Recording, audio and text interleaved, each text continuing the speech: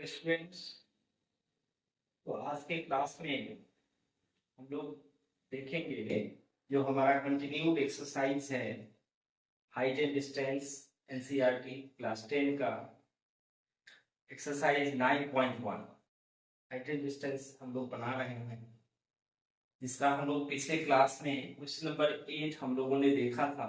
आज हम लोग देखेंगे क्वेश्चन नंबर 9। जैसा कि कुछ बच्चों के द्वारा ये कहा कमेंट्स आया है, जो सर हम लोग जो है इसको पढ़ समझ तो जाते हैं, उसका फिगर हम लोग बनाने में वो हमें परेशानी होती है। तो उसके लिए मेरा कहना है जो आप उस क्वेश्चन को ध्यान से पढ़ें और उसका इमेज अपने मन में बनाइए, वो कैसा होगा। मन में जब आप उसका इमेज बना पाएंगे तब आसानी से आप अपने कॉपी पर भी उसका इमेज बना पाएंगे। दूसरा क्या है, जो जिस क्वेश्चन में आपको ज्यादा परेशानी जिसमें परेशानी लगे उस क्वेश्चन को 2 बार 3 बार आप रिवाइज कीजिए। ये भी एक मेथड है। 2 बार 3 बार आप रिवाइज करेंगे तब क्या होगा, वो आपके जहन में उसका इमेज बैठेगा। तब क्या होगा, जब उसके आगे जब क्वेश्चन आप बनाएंगे उस तरह के क्वेश्चन जब भी आएगा आपके जहन में वो इमेज वैसा आ जाएगा, आप उसको आसानी से कर पाएंगे। वैसे मैं कोशिश करता हूँ अच्छे ढंग से आपको जो है इसको समझा पाऊं। तो चलिए ये क्वेश्चन नंबर 9 आज हम लोग करेंगे। तो देखिए क्वेश्चन नंबर 9 क्या है, सबसे पहले हम लोग इसको समझें। कहता है द एंगल ऑफ एलिवेशन। अब यहाँ एंगल ऑफ एलिवेशन की बात कर रहा है। इसका मतलब जहां से आप एंगल बनेगा वो नीचे होगा और कहीं ऊंची जगह पर उसका एंगल ऑफ एलिवेशन फॉर्म करेगा। किसका एंगल ऑफ एलिवेशन है? तो the angle of elevation of the top of A building. अब कहता है एक बिल्डिंग है, मकान है, उसके टॉप का एंगल ऑफ एलिवेशन। कहां से angle of elevation? Angle of elevation को हिंदी में कहा जाता है उन्नयन कोण। वो उन्नयन कोण नीचे से ऊपर की ओर बनेगा। तो कहां से? तो top of A building from the foot of A tower is 60 degree. अब यहाँ इस क्वेश्चन में दो चीजें हैं, एक है हमारा बिल्डिंग और दूसरा हमारा क्या है, टावर। तो बिल्डिंग और टावर दो चीजें।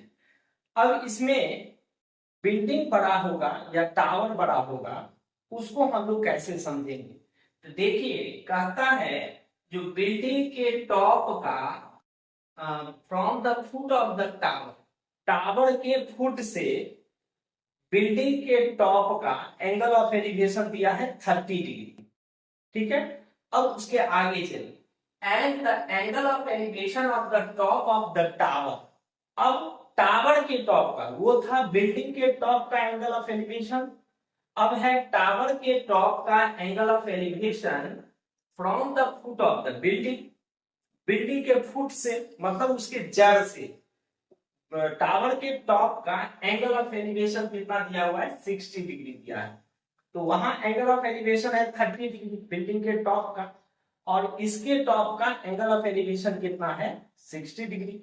तो स्वाभाविक है जब ये एंगल ऑफ एलिवेशन बड़ा होगा इसका मतलब उसका हाइट क्या होगा, बड़ा होगा हम लोग का। तो ये जो दो चीजें आपको दी हुई है, एक बिल्डिंग दिया है, दूसरा दिया है टावर।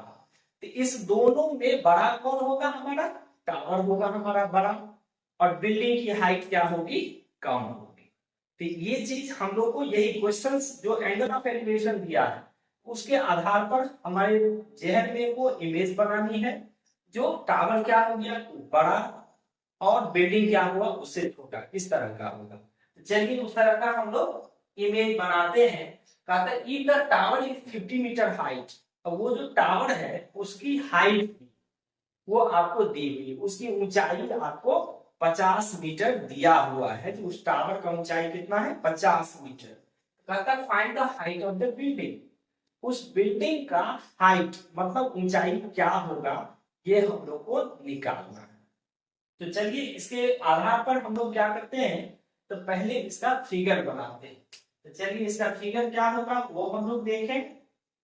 तो हम लोग क्या करते हैं, एक टावर बनाते हैं, एक बिल्डिंग बनाते हैं। तो चलिए ये हो गया हमारा टावर जो थोड़ा सा बड़ा करना है। ये हमारा ग्राउंड हो गया और ये हमारा क्या हो गया, बिल्डिंग। बिल्डिंग छोटा हो गया, ये हो गया टावर। अब टावर का हाइट जो है वो दिया हुआ है, कितना दिया हुआ है, 50 मीटर दिया हुआ है। तो इसका हाइट आपको दिया हुआ है क्वेश्चन में, इसका हाइट क्या है, तो 50 मीटर का हाइट। तो हमने लिख दिया 50 मीटर। इसका height, find the height of the building, building का हाइट निकालना है हम लोग को। तो इसका हाइट, इसको मान लीजिए हम लोग x मान लेते हैं, इसका हाइट x मान लीजिए। ये तो इस फिगर पे हो गया, इसका हाइट 50 है, इसका हाइट क्या होगा।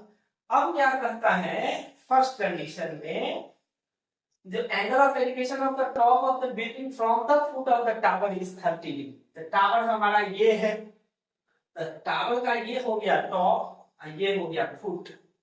इस फुट से इस बिल्डिंग के टॉप का एंगल ऑफ एलिवेशन है 30 डिग्री। तो यहां से इस फुट, इसके टावर के फुट को हम लोग किससे मिला देंगे, बिल्डिंग के टॉप से मिला देंगे। तो यहां पर देखिए ये एंगल बना, यही एंगल कितना दिया हुआ है, तो 30 डिग्री दिया हुआ है हम लोग का। दूसरा कहता है and the angle of elevation of the top of the tower from the foot of the building is 60 degree. मतलब इसके फुट से, बिल्डिंग के फुट से टावर के टॉप का एंगल ऑफ एलिवेशन कितना है, 60 डिग्री। तो चलिए इसके फुट से, फुट मतलब हो गया उसका जड़, इसके जड़ से इसके टॉप का एंगल ऑफ एलिवेशन, ये एंगल कितना दिया हुआ है, तो 60 डिग्री दिया हुआ है। अब इसमें इसका हाइट दिया है, इसका हाइट निकालना। तो अब हम लोग क्या करेंगे, सबसे पहले इसको पॉइंट्स लिख दें। ये इसको हमने ए मान लिया, इसको बी, इसको सी और इसको डी मान लेते हैं। तो मान लेने से क्या हो गया, A B is the tower and C D is the building. C D क्या है हमारा, बिल्डिंग। इस दोनों के बीच का डिस्टेंस हमको नहीं पता है। अब इसमें सबसे पहले हम लोग मान लेंगे लेफ्ट, ये सीडी जो होगा that is the height of the building, इसको हमने क्या मान लिया है, हमने x मान लिया है, इसको हमने x मान लिया है। अब दो चीजें हैं, थीटा का वैल्यू देखिए किस किस ट्रायंगल में है। तो एक ट्रायंगल है एबीसी जिसमें थीटा का वैल्यू है 60 डिग्री, दूसरा ट्रायंगल है बीसीडी जिसमें थीटा का वैल्यू कितना है 30 डिग्री। यही दोनों ट्रायंगल का यूज करना है जिसमें थीटा का वैल्यू हमको पता है। तो ये दोनों ट्रायंगल यूज करेंगे, एक तो ये हो गया, ये दोनों ट्रायंगल हमको यूज करना है। दूसरा क्या है, जो कौन सा फॉर्मूला लगेगा, यहाँ पर ये भी समझने वाली बात होती है, कौन सा फॉर्मूला लगेगा। तो एक चीज देखिए, इस दोनों ट्रायंगल में कौन सा साइड आपका कॉमन है। तो जब आप दोनों ट्रायंगल को देखेंगे तो दोनों का ट्रायंगल का बेस है बीसी, इस एबीसी का भी बेस हो गया बीसी और ये बीसीडी का भी क्या है, बेस बीसी। ये जो कॉमन बेस है इसका वैल्यू हम लोग पहले फाइंड करेंगे। इससे क्या होगा, जैसे एबीसी ट्रायंगल आप लेंगे, ये इसका परपेंडिकुलर है और ये बेस है, पी बाई बी कौन सा फॉर्मूला चलेगा, या तो टेन थीटा या कॉट थीटा, इस दोनों में से कोई भी। तो टेन थीटा जब आप यूज करेंगे तो परपेंडिकुलर बाय बेस, तो परपेंडिकुलर का वैल्यू आपको दिया हुआ है 50 मीटर, उससे आप बेस जो है बीसी वो आप निकाल लीजिएगा। जब ये बेस मालूम हो जाएगा तब आप जाएंगे किसमें, तो ट्रायंगल बीसीडी में। बीसीडी में बेस बीसी पहले से पता है और ये परपेंडिकुलर एक्स ये हम लोग को निकालना है। तो इस तरह से हम लोग जान पाते हैं कि कौन सा फॉर्मूला यूज करना है। तो ये हम लोग टेन थीटा दोनों में यूज करेंगे या कॉट थीटा भी आप यूज कर सकते हैं। तो चलिए हम लोग अब क्या करते हैं, इसको सॉल्व करते हैं। तो सबसे पहले हम लोग कौन सा लेंगे, ट्रायंगल एबीसी लेना है। यहां हम लिखते हैं इन ट्रायंगल एबीसी, ट्रायंगल मतलब त्रिभुज, त्रिभुज एबीसी हमने लिया है। अब इसमें टेन थीटा यूज करना है। तो थीटा हमारा देखिए एबीसी ट्रायंगल में थीटा कितना है, 60 डिग्री, 60 डिग्री है। ये हो गया हम लोग का 60 डिग्री। फॉर्मूला होता है P बाई बी। अब इस ट्रायंगल एबीसी का देखिए परपेंडिकुलर कौन सा है, बेस। जब ये एंगल थीटा है तो ये AB क्या हो जाएगा हमारा, परपेंडिकुलर हो जाएगा और बेस हमारा कौन सा हो जाएगा, BC हमारा बेस हो जाएगा। ये बेस हो गया हमारा BC।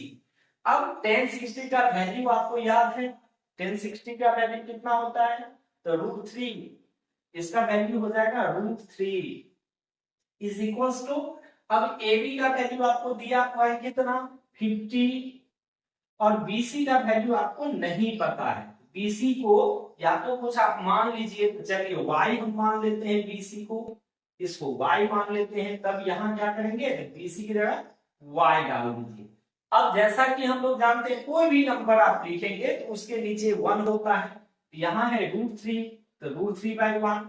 अब क्रॉस मल्टीप्लाई कर दीजिए, तो y को √3 से मल्टीप्लाई करेंगे तो √3y, अब 50 को 1 से मल्टीप्लाई करेंगे तो ये आ गया 50, therefore y इक्वल्स टू क्या हो जाएगा 50/√3, कितना मीटर, मतलब that is the distance between tower and the building, वो टावर और बिल्डिंग के बेस का डिस्टेंस हो गया, दूरी हो गया। ये टावर है हमारा और ये बिल्डिंग है, दोनों के बीच कितने की दूरी है, y है जो निकला है 50/√3। इसको अभी हम लोग रेशनलाइज नहीं करते क्योंकि आगे हमको यूज करना है, इसको रहने दे इसी तरह से। तो हम लोग को जब ये BC मिल गया, अब दूसरे ट्रायंगल की ओर चलते हैं। दूसरा ट्रायंगल हमारा कौन सा है, BCD। अब हम लोग लेंगे इन ट्रायंगल BCD। अब BCD में ये बेस आपको पता है, अब परपेंडिकुलर निकालना है, वही tan वाला फॉर्मूला चलेगा। तो tan का फॉर्मूला लीजिए, tan थीटा, थीटा हमारा इसमें कितना है, तो 30 डिग्री है, यहाँ देखिए 30 डिग्री दिया हुआ है, फॉर्मूला वही हो जाएगा P/B। तो परपेंडिकुलर इसके लिए कौन सा होगा, DC, बेस होगा BC, तो DC/BC। अब चलिए tan 30 का वैल्यू कितना होता है 1/√3, इसका वैल्यू हम लोग ले लेते हैं 1/√3, ये हो गया इक्वल्स टू DC को हमने क्या माना है x और इसको क्या माना है y। अब ये कितना होगा, देखिए 1/√3 इक्वल्स x, अब y का वैल्यू देखिए यहाँ निकला है 50/√3, ये हो गया 50/√3। अब ये क्या होगा, ये है 1/√3 और ये नीचे वाला फ्रैक्शन क्या होता है, पलट जाता है, ये √3 ऊपर चला जाएगा, तो √3 ऊपर चला जाएगा तो ये हो जाएगा √3x और नीचे कितना बच गया 50। अब यहाँ देखिए, इसलिए हमने यहाँ रेशनलाइज नहीं किया था, इससे क्या होता हम लोग को दोबारा मेहनत करना पड़ जाता। अब इसको रेशनलाइज कीजिए, अब यहाँ क्या है, यहाँ जब ये पलट गया, अब क्रॉस मल्टीप्लाई करेंगे तो √3 को √3 से मल्टीप्लाई करना होगा। हम लोग जानते हैं तो √3 को √3 से मल्टीप्लाई करेंगे कितना होगा 3, तो अब हम लोग क्रॉस मल्टीप्लाई करेंगे, तो क्रॉस मल्टीप्लाई करेंगे तो √3 इंटू √3 ये हो गया 3 और इसके साथ x है तो x आ गया। अब 50 को 1 से मल्टीप्लाई कर लीजिए, ये कितना आ जाएगा 50। अब यहां से x का वैल्यू निकालने, x इक्वल टू क्या हो जाएगा 50/3, तो इतना मीटर निकल गया। आप इतना पर ही छोड़ सकते हैं या चलिए इसको होल में चेंज कर देते हैं, तो 50 को 3 से डिवाइड कीजिएगा तो 16 होल 2/3, 16 गुणन 2/3 मीटर, यही हम लोग का क्या आएगा, तो आंसर आएगा 16 गुणन 2/3, 16 होल 2/3 मीटर। ये इसका वैल्यू निकला, that is the height of the building, जो हमारा बिल्डिंग क्वेश्चन में था उसका ये हाइट हम लोग को पता चल गया। ठीक है, तो इसी तरह से हम लोग को मेन क्या है ना, क्वेश्चन को ध्यान से आप पढ़ेंगे, कुछ चैप्टर्स हैं जिसमें आपको क्वेश्चन अच्छी तरह समझना होगा, जैसे हाइट एंड डिस्टेंस का क्वेश्चन हो जाएगा, उसके बाद वॉल्यूम एंड सरफेस एरिया का क्वेश्चन है, ये एरिया रिलेटेड टू सर्किल है, इस सब क्वेश्चन को पढ़ करके उसके अनुसार उसका फिगर ड्रॉ करना होगा। फिगर आपने ड्रॉ कर लिया तो उसके बाद आप आसानी से उस क्वेश्चन को बना सकते हैं।